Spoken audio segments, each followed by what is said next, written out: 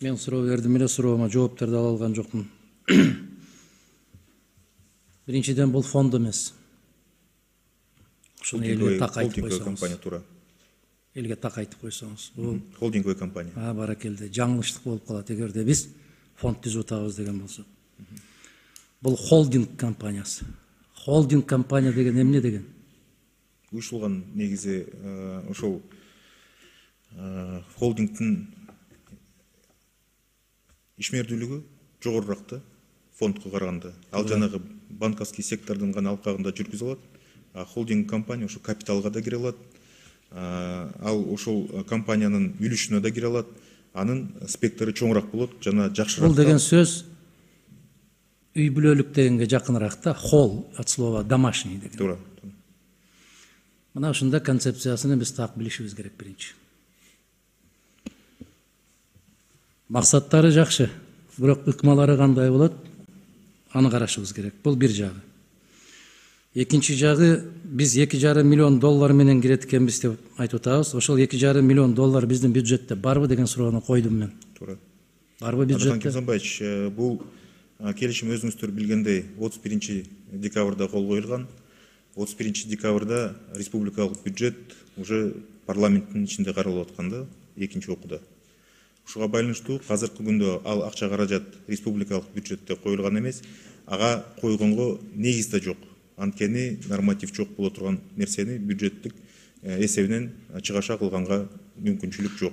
Качан түзөбүз деген оюңар бар? Фондду азыр уставдык капиталын эметсек эле түзүлүп баштайт. Сүйлөшүүлөр азыркы күндө жүрүп атат. Негизи ратификациядан өткөндөн кийин биз официалдуу түрдө МИД аркылуу ошол процедураларыбызды бүттүк деген сөздөн кийин анан кийин уюштуруу тууралуу сүйлөшүүлөрдү баштайбыз. Азыркы күндө бирок сүйлөшүү болуп атат. Фонддун жетекчилиги менен биздин түз контакттарыбыз бар. Мына караңыз. Кыргыз тарап аны дагы төлөй албай кала турган болсо, 47,5 миллион калып атат да. 50-50ден киришибиз керек да. Муну ошол Абу Даби кору тарабынан каржыланат экен. Кандай шартта? Мардын условиясында. Мардын кандай тиешеси бар компания? Мар дегенибиз бул Адхан Кемсанбаевич дүйнөлүк практикада эң жогору мардан эч ким насыяларды бербейт. Эң льготный период жана 0,75 деген эмени 10 жылдык же 8 жылдык каникулу менен 40 жылдык насыяларды ошол мардын эмелери условиялары гана жооп берет да. Ошол условияларга атайын жазып атабыз, ушу жеңилтилген условиялар менен ала алабыз ал кредиттерди. Эми караңыз. Биз 100 миллион баштапкы каражат менен түзгөн болсок, бул компанияны, холдинговая компания, дагы бир жолу баса белгилеп айтам, холдинговая компания. Эмне үчүн мен ушуга башым жасап атам, холдинговая компания деп. Ар кандай ишкананы жок кылуу үчүн анын формасына холдингке айландырыш керек. Бизде энергетика тармагын жок кылыш үчүн холдинг түзүлгөн да биринчи. Мен чочулап жүрүп, баягы сүт коозу күйгөн айранды үйлөп ичет дегенде, ушул сыяктуу келишимдердин жүздөгөн келишимдерди көргөн киши катары чочуйм. Жүздөгөн келишимдерге кол койгонбуз, бирок эч кимисинен эч кандай пайда көргөн жокпуз. Карызыбыз илингенден илинип келетат. Мына 47,5 миллион доллар дагы бул уставдык капитал деп койгон менен биздин мойнубузга карыз катары илинип калат. Биз төлөшүбүз керек. Ансыз 100% Абу Даби кору ээлик кылып калат да. Туурабы? Ушуга кандай кепилдиктер бар биз тараптан? Кепилдиктер, Адхан Кемсанбаевич, сиз мынакей буга чейин айтып кеттиңиз. Экономикага адрестүү насыялар болсо, мен колдогонго даярмын деп. Туура. Туурабы? Бул адрестүү, мен жогоруда да айтып кеттим. Негизи биздин экономикабызга түрткү бере турган негизи бул эмне? Бул акча каражат, инвестиция. Эгерде акча каражат жок боло турган болсо, жеңилтилген узун мөөнөттүү насыялар жок боло турган болсо, экономика эч качан өнүкпөйт. Ошон үчүн бул адрестүү, узак мөөнөттүү, аз пайыздагы насыяларды камсыз кылуу биздин ишкерлерди. Бул толугу менен адрестүү долбоор, анткени бул биздин ата мекендик ишкерлерди колдоого багытталган долбоор. Жакшы. Мен ошол жолдош министр орун басарыңызга суроо бердим. Ошол 3 долбоорду атаңызчы дедим, атай албады. Сиз атай аласызбы? Атай алабыз. Айтыңыз. Адыхан Кемсебаевич, негизи мен жана жогорку айтып кеткенде, бул любой өндүрүштүн капиталына кирип, ошол Мисалы, бизде даяр болуш керек да, биз мындай той өткөрөр дагы ойлойбуз да, канча киши чакырабыз, канча стол беребиз, эмне соёбуз деген сыяктуу. Сиздер ошол Кудай жалга миллиард 200 миллион доллар келетат, мына келип калды да. Келетат эле келетат. Келип калды, эмне кыласыңар? негизи долбоорлорго бул энергетика, жанагы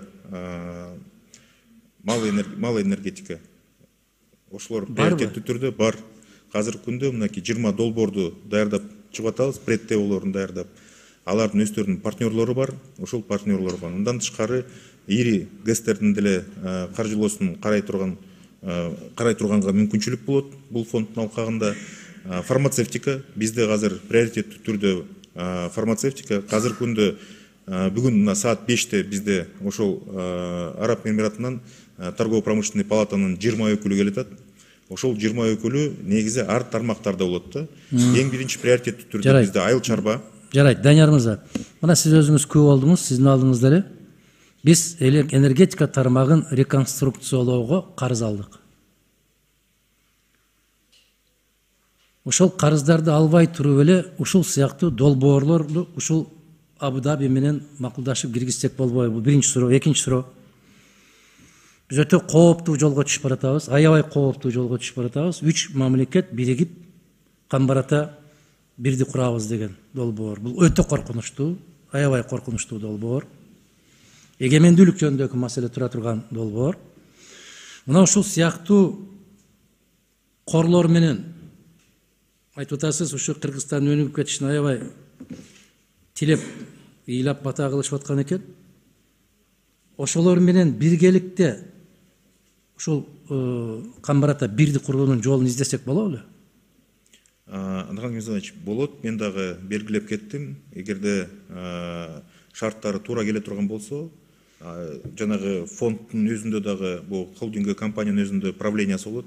Правление эгерде шарттары туура келе турган болсо, ал долбоорду колдоого толук мүмкүнчүлүк бар. Ал тууралуу да сүйлөшүүлөр бар. Ошол тууралуу фонддун жетекчилигинде да маалымат бар, ошондой долбоор бар экенин. Ал негизинен ошол ишке ашыра турган иштердин бири болот. Болсун, Данияр мырза. Мен өтүнүчүм, жеке өтүнүчүм, ушул жанагы Камбарата 1 гидроэлектро станциясынын курулушун ушул сыяктуу эл аралык кошуналар менен канчалык биз эсептешибиз так болгон болсо ошончолук тынч жашайбыз. Туура эсеп так жүрүш керек. Биз дагы Кыргызстандын кызыкчылыгын бийик коюп, негизи суу башында тургандан кийин биринчи биздин кызыкчылыктар эске алынат. Баракелде, мен ушуну сизден кайра өтүнөт элем. Ушул карап көрүңүз, бул абдан кооптуу долбоор. Кээ бир кишилерибиз айтып атат, ушу ынтымакта жашап кетебиз, андай мындай. Бирок баягы эле Мадумаровдун жаман мындай бир коркунучтары бар. Бул коркунуч реалдуу коркунуч. Болгону дагы айтып атасыздар, биз 3 мамлекет тең үлүш алабыз дегендей болуп, эки кошуна биригип кетсе 66 болуп кетишини эске алышыңар керек. Жаман айтпай жакшы жок. Алар менен тынчтыкта, амандыкта бололу. Бирок каражатты ушул сыяктуу эл аралык башка жактардан издеп көрөлү. Себеп энергетика ишенимдүү түрдө айтсак болот, эртеби кечпи сөзсүз карыздан кутула алат. Ага ишенимдүү түрдө айталы. Ооба. Буюрса. Ошондуктан жанагы долбоордон баш тартышыңыздарды каалайм. Экинчи соңку суроом ушул. Мына 47,5 миллион доллар мен аябай кыжалатка салат. Ошондо дээрлик 100% бир тарап ээ болуп калгандан кийин. Мен сиздин коопчулугуңузду таркатып коеюн. Негизи бул мамлекеттик карызга жатпайт. Фонд өзү ушул каражатты фонддон карыз алат. Кайра ушул акчаны анан кийин ишкерлерге таратат. Ошон үчүн андай коопчулук деле жок. Азыр негизги эң биринчиси устаптык капиталыбызды биз түзүп алышыбыз керек. Устаптык капиталды $2,5 миллион бул анча деле чоң акча эмес, ушунча акчанын башын тартып келип аткандан кийин. Ошону колдоп берсеңиздер, мен ойлойм, биздин ишкерлерге кыйла жеңилдик болот. Ал жерде А пунктуна тиркемесине жараша башкарылат деп атпайбыз, биргелешкен ишкана үчүн жоболор жана шарттар дегенде. Мына ушул жерде карыз анан чыгымдар деген өтө маанилүү да. Караңыз, компания эки акционердин макулдугусуз эч кандай карыз албашы керек. Ооба, туура. Эмнеге кабыл албашы керек? Кайсы тарапка, кайсы багытка? Негизи мындай да, эгерде долбоор түшө турган болсо, азыр Айбек Жапарович да суроо берип кетпеди, 1 миллиард 200 чейин фонддун капиталы ошондон ашабы же ошого жетеби деген сөз тууралуу болгон. Эгерде ушул Кыргызстанда 1 миллиард 200 аша турган долбоорлор келе турган болсо, негизи акча каражаттар берилет. Анткени бул коммерциялык принцип менен жүргөн долбоорлор болот да. Жана сиз айтып кеткендей, эгерде фонддун ичинде правлениясы 3 мүчөсү Абу-Даби фондусунан, анткени акча каражаттарды Абу-Даби фондусунан блокирующий пакет ошолордо, Кыргызстандын мүчөлүгү 2 жаран менен камтылган. Эгерде ошол долбоор кандайдыр бир эмеге экономикалык расчетторуна туура эмес келип эмеде турган болсо, ошол блокировкасы ошол деген сөз да. Сиз айтып кеткендей, жанагы тоокелчиликтер алып анан кийин ошол карызды төлөй албай кандайдыр бир жана неуспешный бир долбоорлорго туш болбосун деген сөз да.